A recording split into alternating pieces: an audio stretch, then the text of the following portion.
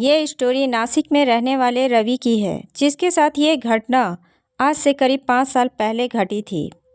रवि के पैरों तले की ज़मीन उस समय खिसक जाती है जब वह उन भयानक आवाज़ों से बचता हुआ डर के मारे कंटिन्यू भागा जा रहा था। तभी एक और आवाज़ उसे सुनाई देती है कि पीछे पलट करके मत देखना, वरना तुम्हारी मौत पक्की है। वो लोग तुम्हें कच्चा चबा जाएंगे। तुम यहाँ से जितना जल्दी हो सके उतना जल्दी यहाँ से भाग जाओ। वो रवि के साथ साथ आगे बढ़ रहे थे विदाउट एनी बाइक। वो हवा में लहराते हुए रवि के साथ कंटिन्यू आगे बढ़ रहे थे। तो चलिए कहानी स्टार्ट करते हैं। ये कहानी नासिक में रहने वाले रवि की है। रवि अपने माँ के साथ नासिक में ही एक छोटे से गांव में रहा करता था। उसके पिता की मौत हो जाने के कारण उसे जॉब करना ज़रूरी हो जाता है, लेकिन रवि अभी इंटर की पढ़ाई कर रहा था, जिसके कारण वो अभी कोई जॉब नहीं कर सकता था। उसे पार्ट टाइम जॉब की ज़रूरत थी और वो अपने पिता के ही दोस्त की कंपनी में डिलीवरी बॉय का काम करना स्टार्ट कर देता है।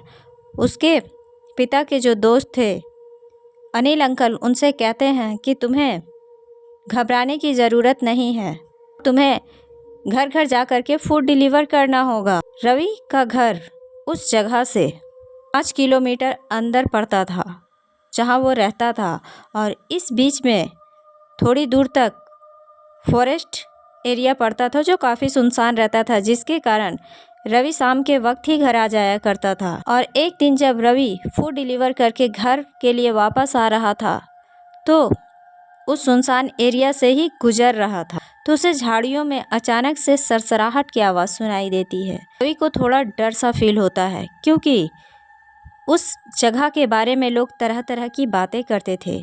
उसकी माँ भी कहा करती थी कि बेटा, उस जगह को जितना जल्दी हो सके तुम शाम के वक्त क्रॉस कर जाना, वो जगह सही नहीं है। वहाँ पे छलावा और बहुत सी ऐसी चीज़ें रहती है जिससे तुम्हारा सामना हो सकता है। ये सब बातें उसके दिमाग में घूमने लगती है और वो अपनी गाड़ी को स्पीड कर देता है। जब वो अपनी गाड़ी की स्पीड को बढ़ा करके आगे की ओर बढ़ा जा रहा था, सडनली उसके फ़ोन पे एक कॉल आती है और वो कॉल रिसीव करता है, क्योंकि ये कॉल अनिल अंकल की ही थी। वो जैसे ही फ़ोन रिसीव करता है तो उधर से अनिल अंकल की आवाज़ आती है कि बेटा, तुम्हारे ही गांव के सामने एक गांव है, वहां से हमें बहुत बड़ा ऑफ़र मिला है और वो पेमेंट भी कर चुका है। तुम्हें फूड डिलीवर आज के आज और अभी के अभी करना होगा।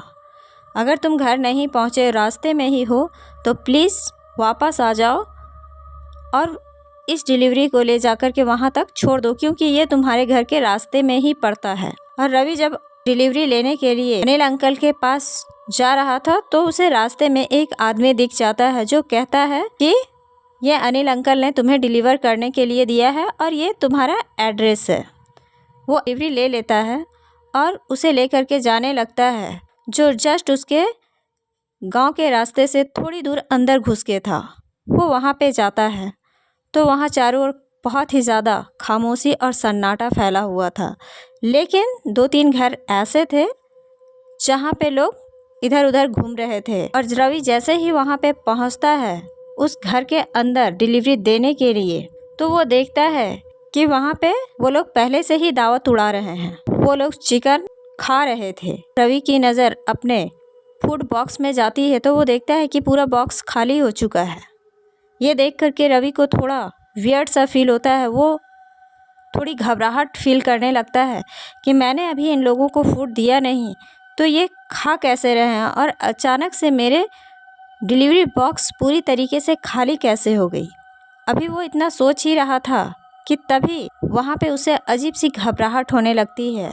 एक आदमी उसे अजीब नज़रों से घूरे जा रहा था और वो कहता है कि यहाँ खड़े खड़े क्या देख रहे हो, तुम्हें भी भोजन बनना है। ये वर्ड सुनने के साथ उसे बहुत ही ज़्यादा डर सा फील होता है और वो अपनी बाइक स्टार्ट करता है और वहाँ से निकल लेता है। जब वो वहाँ से निकल करके अभी थोड़ी ही दूर आया था कि अचानक उसे उसी जगह से अजीब अजीब सी भयानक सी आवाज़ें सुनाई देने लगती है।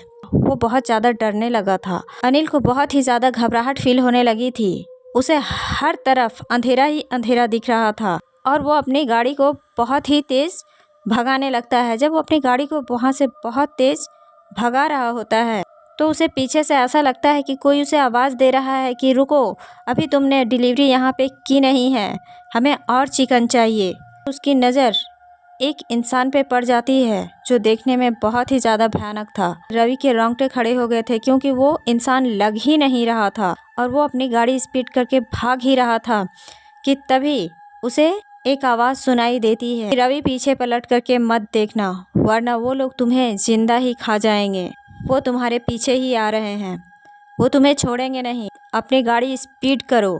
और ये आवाज़ जिस अंकल की थी वो उसके साथ साथ उसके ही गाड़ी के साथ आगे बढ़ रहे थे। रवि इस ओर ध्यान नहीं देता है और वो आगे बढ़ता ही जा रहा था। वो बेसुध गाड़ी चलाया जा रहा था कि उसे कुछ दिख ही नहीं रहा था कि उसकी गाड़ी कहाँ जा रही है।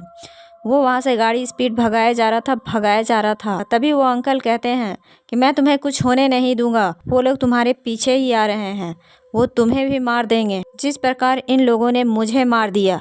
इतना जैसे ही वो कहता है रवि की नज़र उसकी ओर पड़ जाती है, उसके पैरों तले की ज़मीन खिसक जाती है क्योंकि वो अंकल विदाउट एनी बाइक थे और वो उसके साथ साथ उसे कवर कर रहे थे। वो हवा में लहराते हुए उसके साथ उड़े जा रहे थे। ये देख करके रवि पूरी तरीके से अपने होशो हवास को खो देता है और वो जा करके धड़ाम से अपने घर के दरवाजे के बाहर गिर जाता है। गिरने की आवाज़ सुन करके उसकी माँ दौड़ती हुई बाहर निकलती है और जब वो बाहर निकलती है तो अपने बेटे को वहाँ पे बेहोश पा वो चीखने चिल्लाने लगती है। लोग इकट्ठा हो जाते हैं और रवि को उठाया जाता है। रवि को घर के अंदर लाते हैं तो रवि सारी बात उन्हें बता देता है। उसकी माँ कहती है कि अभी के अभी अनिल को कॉल लगाओ। वो इस जगह के बारे में सब कुछ जानता है, फिर भी उसने ऐसा क्यों किया। इस जगह पे छलावा ही नहीं, बहुत सारी ऐसी चीज़ें हैं जो उस रास्ते में मिलती है। वो जगह काफ़ी हॉन्टेड है, वहाँ पे लोग अक्सर गायब हो जाते हैं, वो कहाँ जाते हैं किसी को पता नहीं। फिर भी अनिल ने तुम्हें ये काम क्यों दिया। और वो लोग अनिल को कॉल करते हैं तो उस समय रात के करीब 11 ही बज रहे थे और वो फ़ोन रिसीव करते हैं। रवि की माँ सारी बात अनिल से कहती है और उस पर गुस्सा होने लगती है तो अनिल अंकल बात काट देते हैं और कहते हैं कि किस डिलीवरी की बात कर रही हैं आप। मैंने रवि को कहीं भी कुछ डिलीवर करने के लिए नहीं कहा है, रवि यहाँ आया ही नहीं है और मैं उससे क्यों कहूँगा। मैं तो खुद जानता हूँ कि वो जगह कितना हॉन्टेड है, फिर मैं उसे उस जगह पे क्यों भेजूँगा। ये बातें सुन करके रवि पूरा भौचक्का रह जाता है और वो कहता है कि अंकल आपका कॉल आया था। अंकल कहते हैं कि पहले तुम अपने फ़ोन को चेक करो और रवि जब कॉल डिटेल्स चेक करता है तो वहाँ पे अनिल अंकल का कोई भी कॉल नहीं घुसा था। ये देख करके रवि और भी ज़्यादा डर जाता है और वो अंकल से कहता है कि हाँ आपका कॉल नहीं है, लेकिन मुझे उस जगह पे कॉल आई थी और ये आवाज़ आप ही की थी। अनिल अंकल कहते हैं कि बेटा तू बच गया, तेरे पापा के अच्छे कर्मों ने तुझे बचा लिए, वरना उस जगह पे बहुत सी ऐसी घटनाएं घट चुकी हैं। जो लोग उन आत्माओं के चक्रव्यूह में फंसते हैं वो वहाँ से निकल कर के बाहर नहीं आते और उनका कहीं भी अता पता नहीं चलता है। वो उस जगह में ही कहाँ चले जाते हैं ये किसी को नहीं पता। अनिल अंकल कॉल रख देते हैं। वो कहते हैं कि मैं कल तुमसे मिलता हूँ। रवि रात भर सो नहीं पाता है और वो अपने माँ के साथ ही डर से सहमा हुआ दुबका रहता है। जब सुबह होती है तो अनिल अंकल वहाँ पे आते हैं और वो उनसे पूछते हैं कि तुम्हें किसी ने टच तो नहीं किया। तो रवि कहता है कि नहीं, मुझे एक आत्मा ने ही बचाया, वो मेरे साथ साथ मेरे घर तक आया, मैं डर से बेहोश हो गया था।